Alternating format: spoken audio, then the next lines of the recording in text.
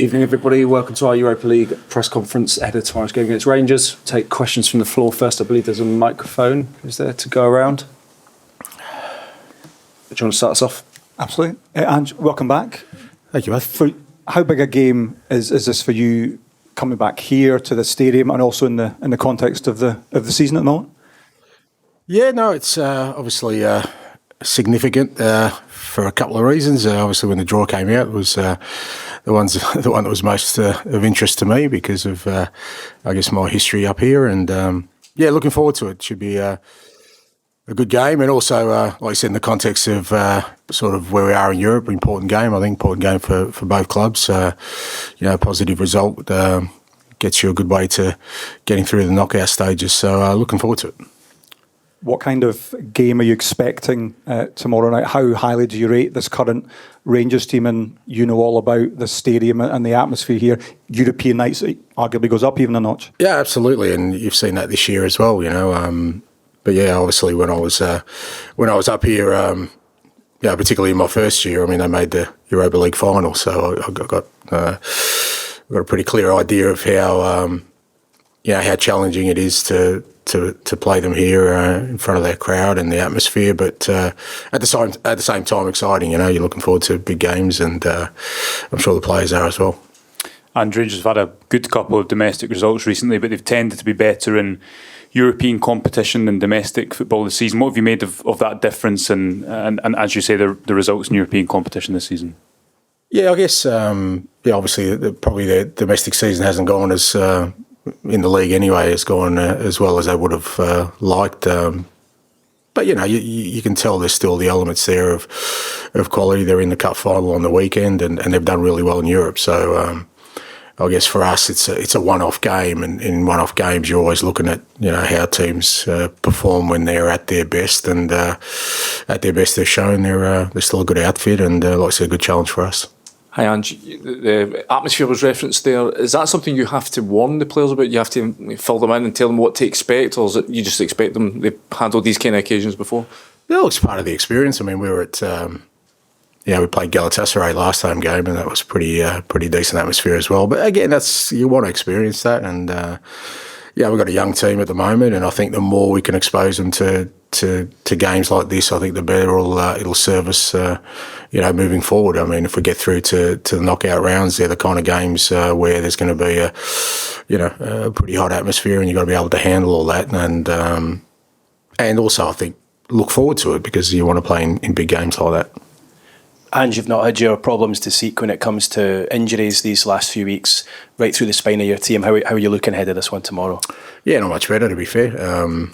We obviously, with the weekend's fallout, Romero and Van der Ven, we're still sort of getting some clarity around their, the prognosis. But, both have sort of picked up injuries that will keep them out again.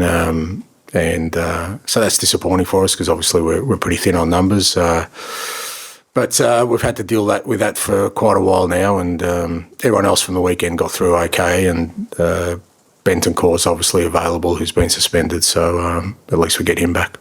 I think there was a report in Argentina today that's to say that Romero could be facing up to 6 weeks on the sidelines after what happened on Sunday. Are you able to clarify? We at the moment, I mean, it's we're still sort of getting more information on both the guys, and I wouldn't put any timeline on it yet. In terms of the positions of those players, the two centre halves, Bentancur being out, your goalkeeper as well, how frustrating is it? How difficult is it for you to deal with when it's the spine of your team, if you like? Yeah, it's challenging. I mean, we've obviously also got Ben Davies out, who was played a big part for us while the other two have been out. So it's no secret we're thin on numbers. We're both squad wise and position wise. But it is what it is. We can't change that. We've got some big games coming up starting tomorrow, and we'll have to deal with it with what we've got. And I'm still very confident we'll be able to get the job done with the players at our disposal. And just going back to Ibrox, what were your memories here managing when you were the Celtic boss, and what kind of reception are you expecting tomorrow? I think what kind of reception I'll get. I loved it. It was different experiences, mixed. I I think the first one we were here, we lost, and then next one when we only had sort of 500 or 600 in the building, we won, and that was pretty special. But it's I've enjoyed all the games against Rangers, all the derbies. They're big games here in Scotland, obviously, and usually very significant games. So they're either title deciders or cup knockouts. So they're always big games, and I enjoyed them all. I enjoy the atmosphere, and like I said, European nights here. It's going to be something that you want to be a part of, and hopefully overcome. Hi, Ange. Can I ask you, with Mickey, is it the same hamstring injury again? It's the same side. Whether it's the same one, obviously we just got to get clarity on sort of whether it's exactly the same spot or a different spot. Is this the worst injury crisis you've kind of ever faced? Yeah, by a fair stretch. When you've had this 2 seasons in a row as well, do you just see it as bad luck, or do you have to look at all the possible factors? No, I never think it's just bad luck. Some of it is. I've never lost a goalkeeper for this period of time. I've had other issues that we've had. But some of it is reoccurring, particularly this year in terms of guys coming back and sort of re-injuring. So it is stuff we're looking at, and you're always trying to explore whether we can do things better. I think last year was a bit different from this year. Last year it hit us across the board. This year it's more of a case of guys who are coming back that are more affected. Knock on wood, we've got a core of the group who've been playing a hell of a lot and are getting through it okay. So, but it is something we're trying to address. After he came off, Romero did an interview where he's backed you as well, which is one side of it, but the other part is he seemed to kind of be asking the hierarchy of the club to kind of look at themselves maybe. What did you make of the comment? Yeah, look, I think in the context of the day, Cristian was really disappointed, obviously, more than disappointed in the fact that, he works hard to get back, and it was a big game for us. He knew that, and for him to have to go off and then watch the team sort of have to feel the pain of another defeat in the manner it happened. He was obviously very emotional. He's a leader in the club. He hasn't been able to help us, and I think it was his way of trying to, as a leader, to help us and the group in saying that, we're going through a tough time, but he believes in what we're doing.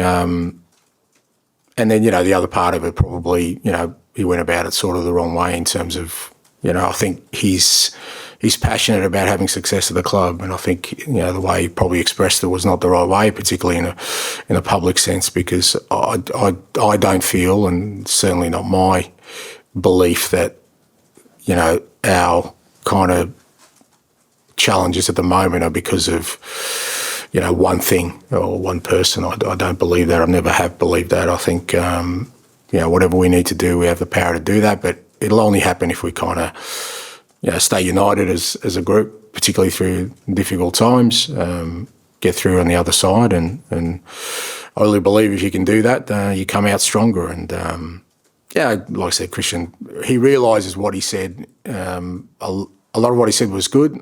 Some of what he said wasn't right and shouldn't be done in the public. I also believe that these things, we deal with them, within our own sort of four walls, because there's always issues and that we need to deal with. And the same way I wouldn't publicly criticise a player or anyone else, I don't think we should be doing that in the public sense.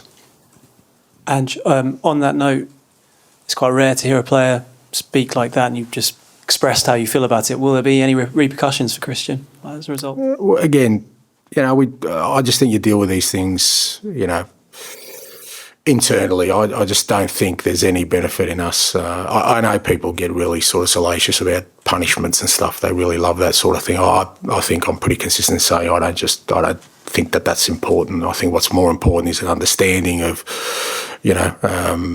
how we should deal with these things and deal with them better. And I've already spoken to Cristian about it, and he's, like I said, he's apologised for the fact that the way he said it, particularly in the public sense, wasn't the right way to go about things.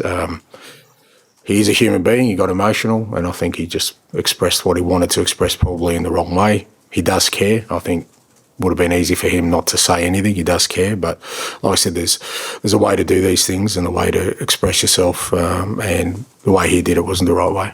And just with Cristian, Mickey and Ben Davis being out, leaves you obviously short at centre-back. Archie came on or moved into centre-back against Bournemouth. Is that the obvious solution, or is there a chance that Yves Bissouma could move into centre-back at this point? You have to get creative in that area? Well, yeah. I have to get creative, yeah. No, look, I think Archie's probably the one for us at the moment that we need to sort of try and get to fill in there. He's done sort of right back, left back for us. He's had to play at centre back a little bit this year. He did during the pre-season. So we'll obviously with him and Radu, they're the two main sort of defenders. But we've still got sort of 5 or 6 games to navigate. So like I said, we may have to get creative at some point and deal with it in a different way. Matt, last one, please. And if I could just have 2. One's just to pick up. Thank you. One's just to pick up one more point on Cristian. He said we need to imitate Manchester City, Chelsea, and Liverpool. I mean, is that completely unrealistic for Tottenham though, in terms of strengthening and spending? Look, it depends, kind of. In what respect? I think we know there are things that we can compete with. I don't think it's, like I said, I don't think it's just about finances. I think, yes, finances, where the club kind of sits, we kind of know there's a gap, but not between just us, with most clubs and some of those clubs. So we understand that. But within that context, I don't think it doesn't mean you can't be competitive in your own way. I think what Cristian was kind of talking about, and it's what I believe as well, is that we should aim to think like those clubs and try and be successful every year. I think the other thing that he did say, quite clearly, is that it does have the elements of being a big club. It has the infrastructure, it has the stadium, it has the support. So it's very easy to kind of point the finger of blame about one thing, but also you've got to acknowledge that these things are there as well, because other clubs are endeavouring to do that. Some still have that journey ahead. So, it's just the way I kind of think, and I just don't think that it's one thing that will sort of get us to where we want to, and I don't think there's one thing that's stopping us from getting to where we want to. And I'm certainly as ambitious as everyone else is at the football club since I've been here to bring success, and that means taking on and trying to beat the teams that in some respects have extra resources, but we can find different ways of bridging that gap. And on the game and the atmosphere, do you relish walking into the Bear Pit?